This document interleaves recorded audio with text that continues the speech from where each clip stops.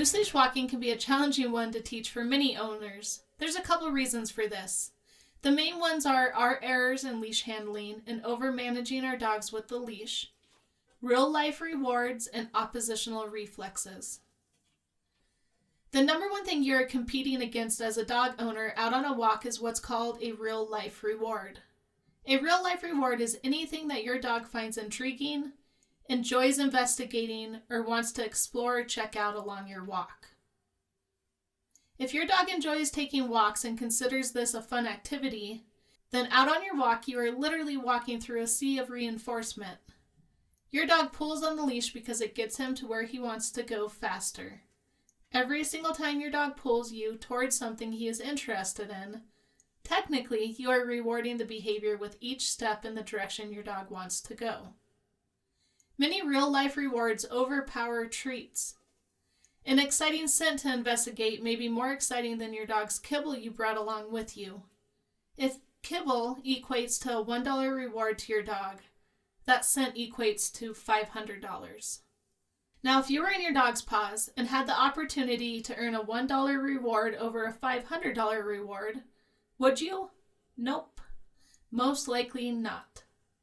So let's use the $500 reward in our training sessions out on our walks and teach your dog that if they pull, they lose out by being removed away from the $500 reward and only allowed to move forward when the leash is loose again.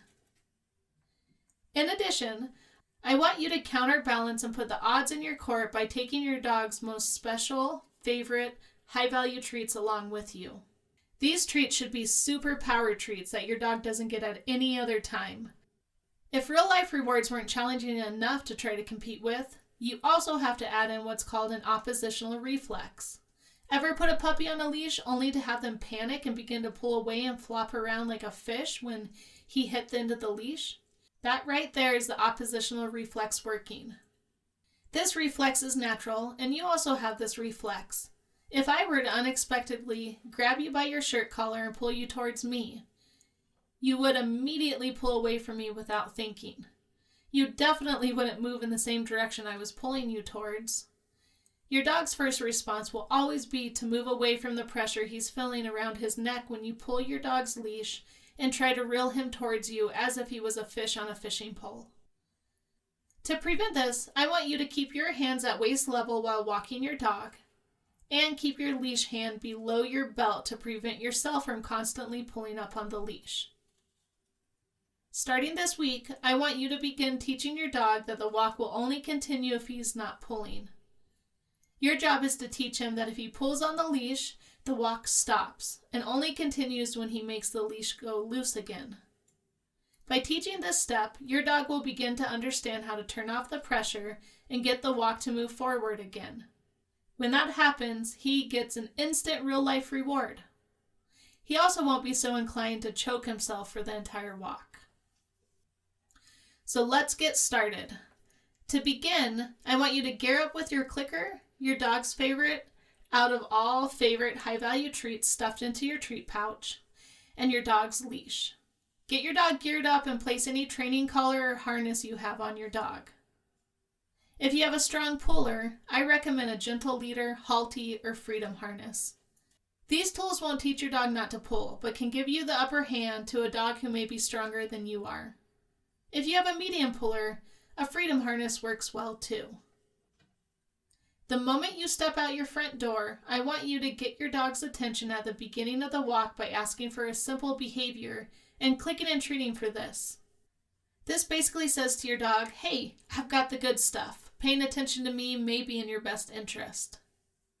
Say, let's go, and begin walking, giving your dog the full 6 feet of the leash. The first couple steps you take, your dog will most likely be close to you and not pulling. I want you to take advantage of this and get in the habit of marking and rewarding often when your dog is not pulling you.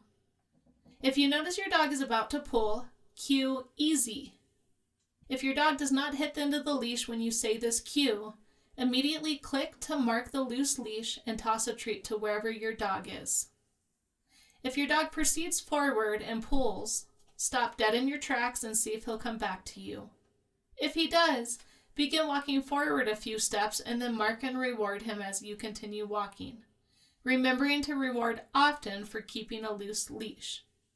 If he doesn't come back to your side, remain stationary and give your dog 3 seconds to respond. If he returns to your side, move forward. If he doesn't come back after you have remained stationary for a few seconds, immediately begin to back up quickly with your feet. Remember not to reel your dog in like a fish. Instead, continue to back up until your dog returns to your side. I want you thinking penalty yards for this. When your dog returns to your side, immediately begin walking forward and mark and reward as you continue walking forward in the same direction you were originally going. A big one here is to remember to mark and reward your dog anytime he walks next to you with a loose leash. Initially, you'll want to reward every step he walks with a loose leash at your side. As the weeks progress and your dog begins to start to understand that you want him to walk at your side with a loose leash, you can begin to raise your expectations. Start to mark and reward him after he's taken a few steps by your side, instead of marking and rewarding him at every single step, and slowly increase the number of steps he has to take by your side before he earns the treat. Your main goal is to make sure that you're not pulling back on the leash, that you're rewarding often with high-value treats, and that you're being consistent with this no matter where you are. This week, your walk will either be twice as long as they normally are, or you only go half the distance of your regular walk. Either way, don't stress it. You're setting up the foundation to enjoying a pleasant walk with your dog in the coming weeks. So, gear up and practice what you've learned. There's nothing like the moment to enjoy a training walk with your dog.